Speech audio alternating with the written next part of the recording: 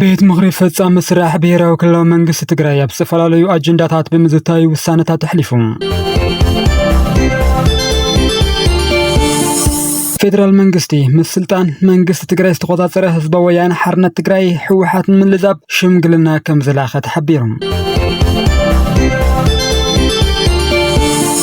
ቢሮ ባህልን ቱሪዝምን ትግራይ ምስቲ ኣብ ሃገረ ፖላንድ ዝርከብ ዕዉት ትካል ትምህርቲ ዩኒቨርሲቲ ዋርሶ ንመጻኢ ሓበራዊ ስራሕትን ኣካዳሚያዊ ምትሕባርን ዝዓለመ ሰነድ ምርድዳእ ከም ዝተፈራረመ ኣፍሊጡ።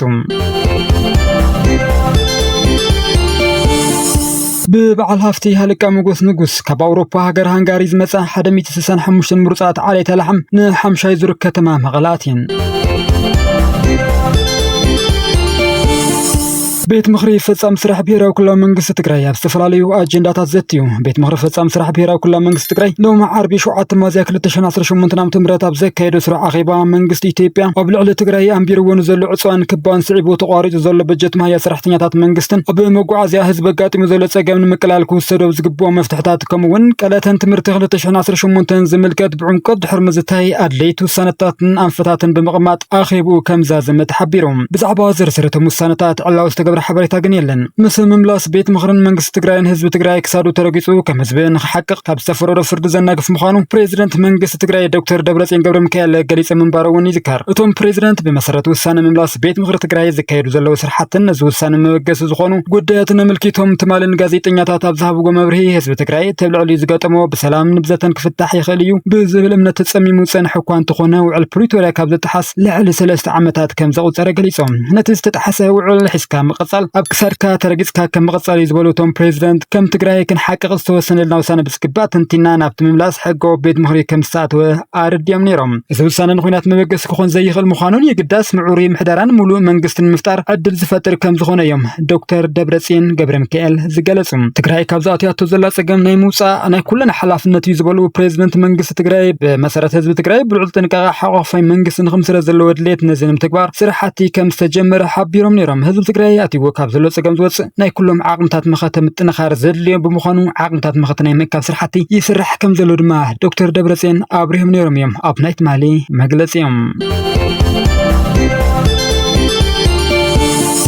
መንግስት ፌደራል ምስ ስልጣን መንግስቲ ትግራይ ዝተቆጻጸረ ህዝባዊ ወያነ ሓርነት ትግራይ ሕወሓት ንምልዛብ ሽምግልና ከም ዝላኸ ተሓቢሮም። ዓቕሚ ምውጋይ ምድርዳር ትግራይ በብዋን ይብርኽ ኣሎ ዝበለው ፍልፍላት ዜና ወታደራዊ ዓቕሚ TDF ካብ ዝኾነ እዋን ላዕሊ ናዝያደ ምምጽኡ ዲፕሎማስያዊ ርክብ ትግራይ መምሓሹ ግልጽና ኾነ ይኸይድ በምህላው ዝተላኸ ሽምግልና ከም ዝኾነ እውን ተሓቢሮም። ሳልሕ ሓይሊ ምክልኻል ትግራይ TDF ትግራይ ኣብ ዘባ ተደላይት ምዃና ኣይተረፈን ዝበሉቶም ፍልፍላት ንTDF ከይሓስካ ኣብ ቀርኒ ኣፍሪካ ሰላምን ምርጋዕን ከም ዘይሕለም እውን ብዙሓት ሃገራት ብተግባር ዝተረድኡ ሓቂ ይብል። ብኻልእ መዳይ ኣብ ፖለቲካ ትግራይ ዝሐሽ ሓድነት ምምጽኡ ስዒቡ ብልጽግና ደጊሙ ሕሳብ ጀሚሩ ኣሎ። ወታደራውን ፖለቲካውን መሪሑ መሊኡ ዝተበተነ ዝመሰሎ ብልጽግና ሓድነት ትግራይ ከቢድ ራዕዲ ከም ዝፈጥረሉ ምንጭታት ኣራት ኪሎ ይሕብሩ። በዚ ምኽንያት ኣብይ ሽምግልና ብተደጋጋሚ ንመቐለ ከም ዝሓተተ እውን እንዳተገለጸ ዝርከብ። ኣብይ መሬት ትግራይ መንጢሉ ህዝብና ናጽነት ምርዳእ ከም ዘይህሉ እውን ብምግንዛብ እቲ ተፈሪሑ ዝርከብ ኩናት ዘትርፍ ስምምዕነት ክግበር ይእመን።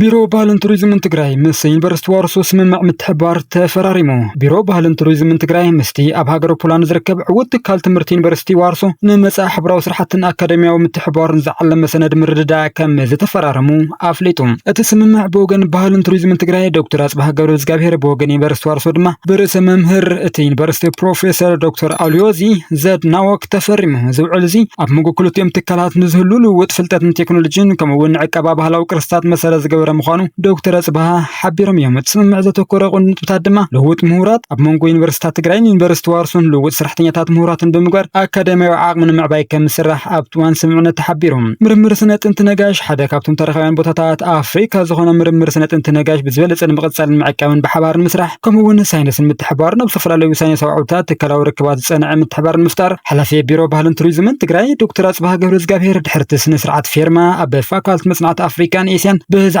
ዘካየድዎ ምርምር ንምሁራት እቲ ዩኒቨርሲቲ መብርሂ ሂቦም ኣለዉ። እቲ ዝተበጽሐ ስምምዕ ኣብ መንጎ ትግራይን ፖላንድን ዘሎ ዲፕሎማስያዊ ርክብ ናብ ዝለዓለ ብርኪ ንምስግጋር ንህንጸት ዓቕሚ ትካላት ትግራይ ዓብዪ ግደ ከም ዘለዎን ተኣሚኑሉ ኣሎ። ነቲ ስራሕ ኣብ ምፍጻም ኣምባሳደር ፖላንድ ኣብ ኢትዮጵያ ኢሎና ኮርቹት ኣብ ዩኒቨርሲቲ ትምህርቶም ዝከታተሉ ዘለዉ ተመራመርቲ ዶክተሬት ተወለድቲ ትግራይን ዓብዪ ብርክቶ ከም ዝገበሩ ተፈሊጡ ኣሎ።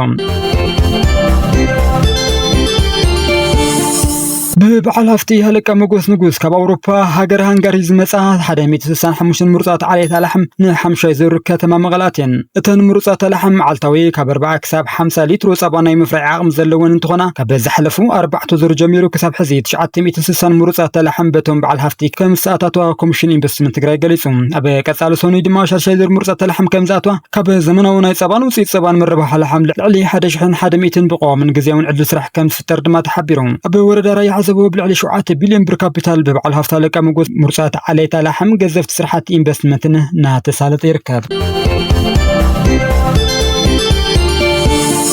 منيستر زينا إرترا نبلسقنا تحلقتن بتروغيسو منيستر زينا إرترا أيتي ما نقر مسكال أتي بات ميكين إلوز تغسو جزا ودبلسقنا إيتيبيان ومنا دقفتن قصرات تحلقتن تكبارات تسلفن ممخناي دارز دحلف يوم كبل بتروغيسو أتهاجر نقربتنا تنكفت أب ملاقرنا أفريقيا زي مرقات فترة لا بمالدما نتبتها زرزيرهم أبز حلفو سمنات من حدار وانشيكتن تبلع لي إرترا بخلتشن 20 حدن أكوا أطرا فرنجي زيتنا برقدا كالعلن مساسمرات سنحزم دناكم حشين زي المعولتات ترايلهم منيستر يمانه زي دحرواي زقربو كسين منغست بلصقنا تحلقتن اب منتاي فولي غداي مخانو كانت زي ملاخته زحلفو سمون امباسي إرترا بحبرات منغستات امريكا نتوم مزغب سباو مسلات إرترا تقيسوم نتم بحش زمدنا امريكا إرترا استقامو جلسبات تملكتو مجلسي اوصي منبرو ايرسعن منيستر يمانه اتهم نزواናው ጉዳይ ተመልክተም በስተፈላላይ መንገድ ድሪታተቶም ዘقربو ዘለው ወልቀሰባት ናጻ ተንተንተ ተመስሎም ዘقرቡ ተኸፈልት መኻኑ በመጥቀስ ነተፈጥሮ ዘለው ተስፋታት ንምዝራግ ናብ ዝበለ ዝተመረጸት ትራኸታቶም ተመሊሶም ጥርጣረታት ከእቱ ይፍትኑ كان زلوا قيس نيرهم أبتي أب محورا مرة خبتي كسب زرق صحوف ومنات سعبتن تحلقتن بالسجنة حجونا تسور تانكي نايتي أبزبا قرن أفريقيا زلوا كلولاوي مخني لولو بمال أبلع لدي سبا سلسة فوليات قريتات أغرب له كبرات تخطاتلتي تግራይ نيوس نيتورك لومي حرينا نباهم زبلنا يمزيناتات أبزي يبقعوا سبسكرايب لايك شير مقبركم يترسعوا سلام